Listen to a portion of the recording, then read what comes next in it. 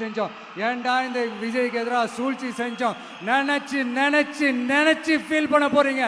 மக்களே உங்களை ஃபீல் பண்ண வைக்க போறாங்க. நான் என்ன கெடுதல் செஞ்சுட்டேன் உங்களுக்கு? நீங்க சாப்பிட்ற சாப்பாட்டில் ஏதாவது மண்ணைக்கிட்ட அள்ளி போட்டேனா? உங்களுடைய ஆட்சியினுடைய லட்சணத்தை, உங்களுடைய ஊழலை, நீங்களும் மந்திரிகளும் அடிக்கிற கொள்ளைய மக்களுக்கு எடுத்து சொன்னேன். இதை சொல்லாம வேற என்னத்தை சொல்லுவாங்க? இப்ப கரூர் விஷயத்துக்கு வரேன்.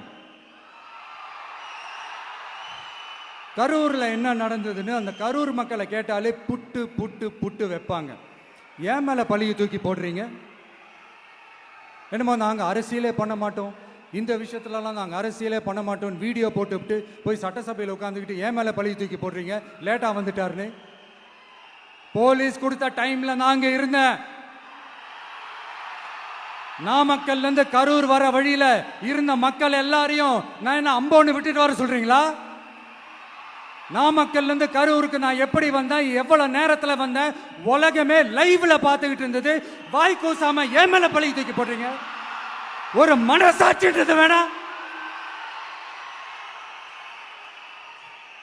சரி, நீங்க தான் எதுவுமே பண்ணல சார். அப்புறம் ஏன் சார் 20 வருஷமா கரூர்ல மட்டுமே, கரூர் பகுதியில மட்டுமே போட்டி போட்ட உங்களுடைய ஒரு அடிமைய,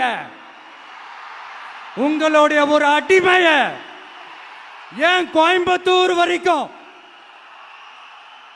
ஏன் கோயம்புத்தூர் வரைக்கும் ஓட வச்சீங்க?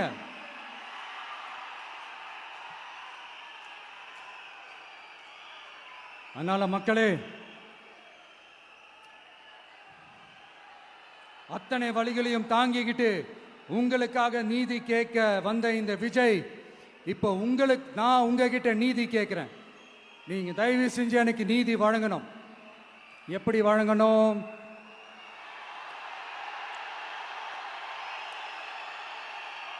நாள் நடைக்கு ஏப்ரல் 23ஆம் தேதி சும்மா காலங்காத்தால பக்காவா ரெடி ஆயிட்டு, ஓட்டர் ஐடி கார்டை கையில எடுத்துக்கிட்டு, வீட்டில் இருக்கிற சாமியெல்லாம் நல்லா கும்பிட்டுட்டு, உங்க பக்கத்து வீட்டுக்காரங்க, ஏத்து வீட்டுக்காரங்க, அங்கிள் ஆண்டி எல்லாரையும் சந்தோஷமா கூட்டிட்டு முதல்ல பூத்துல போய் நின்று அந்த விசில் சின்னத்துக்கு நேரா இருக்கிற அந்த பட்டனை ஒரு அழுத்துங்க.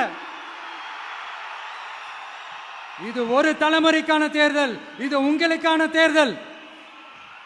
அத்தனை வழிகளையும் தாங்கிக்கிட்டு உங்களுக்காக மட்டுமே வந்திருக்கிறேன். உங்களுக்காக நன்றி கடன் செலுத்துறதுக்காக மட்டுமே வந்திருக்கிறேன். ஒரு நாளும் பொய் சொல்லி உங்களை நான் ஏமாற்ற மாட்டேன்.